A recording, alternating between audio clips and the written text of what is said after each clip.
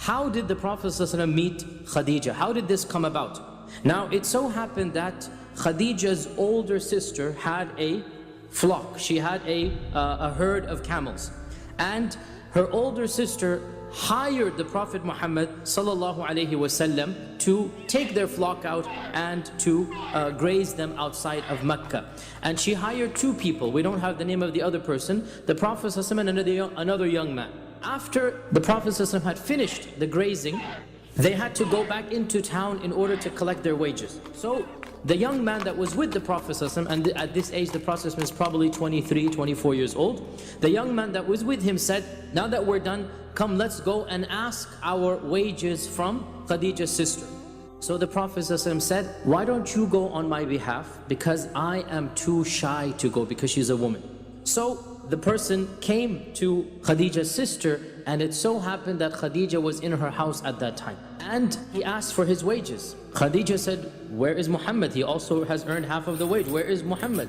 So the man said he was too shy to come and ask it from you. And so at this, Khadijah's older sister said that I have not seen any man who is more shy and more noble and more honorable and more chaste in his interactions, because she's interacting with him because she's a woman, so she knows he's lowering his gaze, he's acting in a very elegant manner. So she says, I have never seen any man more, and then she kept on praising the Prophet ﷺ. And the narrator of this report says, this was the first time Khadijah heard of his name in such a manner. And just like in any human being, that when a person is praised in such a manner, something entered her heart, because he's being praised in such a noble manner. And eventually, later on in the year, Khadijah had to send her own caravan to Syria. And Khadijah owned a lot of wealth, but because she's a woman, she cannot go herself to do it. And so every single time she has to hire a businessman. So when she heard this praise about the Prophet Muhammad ﷺ, she decided, why don't I choose this young man? So she sent a message to the Prophet ﷺ, why don't you take charge of my caravan?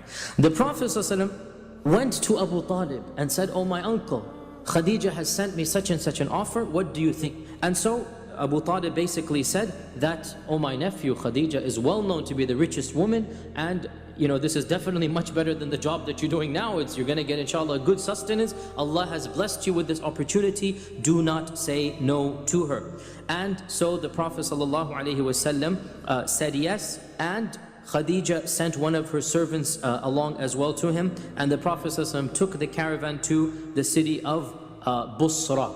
So Khadijah had sent her servant, the name is given is Maysara generally, and when Maysara came back, so the Prophet went to Basra and then returned. When the Prophet came back, Maysara told Khadijah of the care and concern that the Prophet had shown, of his honesty, and the Prophet made double or triple, yani the Arabic says ad'af, which means many times more, the Prophet that anybody else had made before him.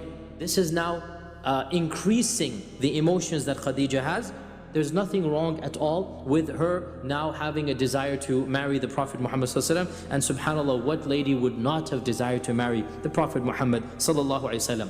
The details differ about how the proposal came about, but they all agree about one thing. Khadijah was the one who instigated it. In one version, Khadijah told a friend, or it says another servant of hers who was an elderly lady by the name of Nafisa, it is said that she expressed an interest in marrying the Prophet ﷺ. And so Nafisa said, leave this to me, I will arrange it. And so she visited the Prophet ﷺ, and she was an elderly lady, and she said that, oh Muhammad ﷺ, again he's not a prophet at this time, oh Muhammad ﷺ, why don't you get married? So the Prophet ﷺ smiled and said, and who would marry me? Because I am the orphan, poor person of the Quraysh. I'm an orphan and I'm poor. Who's going to marry me? And so Nafisa said, what if Khadijah wanted to marry you? What if Khadijah? So she's not saying Khadijah is sending me, but it's there, what if my master, what if my friend Khadijah wanted to marry you? And the Prophet ﷺ was quiet, and then he said, why would she want me? Notice he didn't say, I'm not interested in her. He's wondering, why would she want me? So the message is given that he is interested. Because he didn't say, no, I'm not interested in her. Rather, he's thinking, why would she want somebody like me? Because he considered himself to be not somebody that was worthwhile, but subhanAllah, he is Rasulullah, and he was going to be Rasulullah. And so Nafisa went back and told Khadijah, and there the matter then went to stage 2. Ibn Ishaq says, by the way, that this marriage took place in the month of Safar.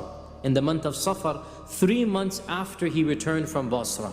3 months after the journey. So for 3 months there was this back and forth. Ibn Hajar and others point out that Khadijah's father had died.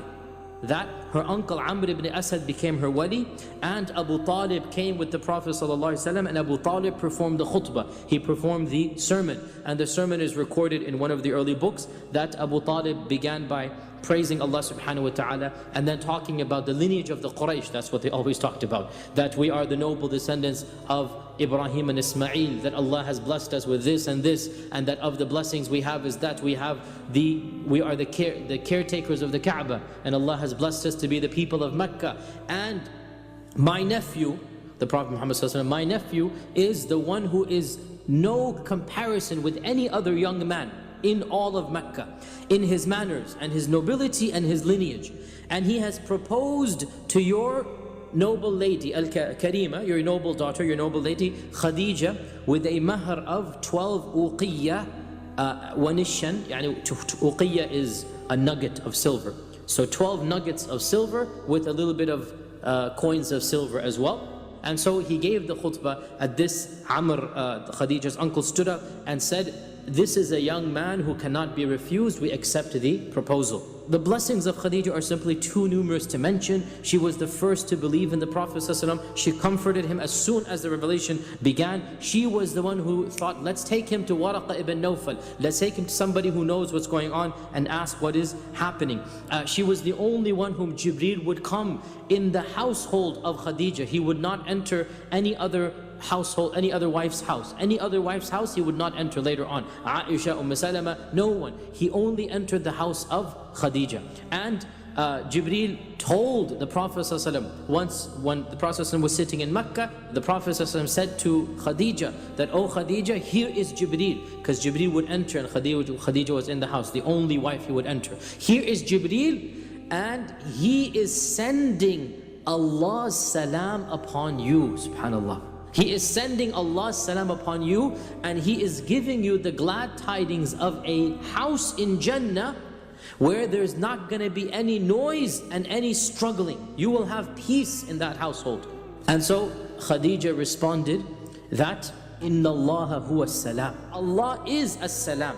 وَعَلَى جِبْرِيلَ السَّلَامِ, and may salam be upon Jibreel. وَعَلَيْكَ يَا رَسُولَ اللَّهِ السَّلَامِ, and may salam be upon you, Ya Rasulullah. This was Khadijah's response.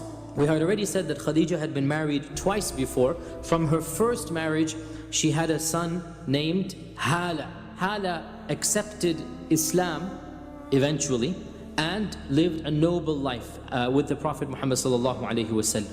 The Prophet ﷺ and Khadijah had at least 6 children. I already said this, that all of the children of the Prophet ﷺ were through Khadijah. The first child of the Prophet ﷺ, you should all know his name, it is Al-Qasim.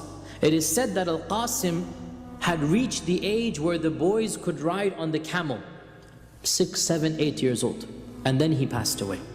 And then the Prophet ﷺ had Zainab, Ruqayya, Kulthum, and Fatima, the youngest daughter, 4 daughters. And then he had his final son with Khadijah, and that is Abdullah.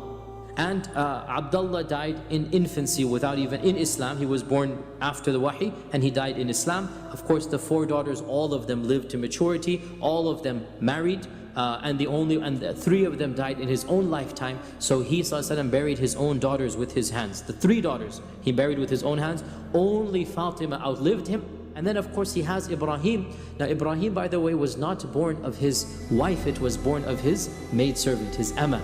None of the other wives of the Prophet ﷺ became pregnant other than Khadijah.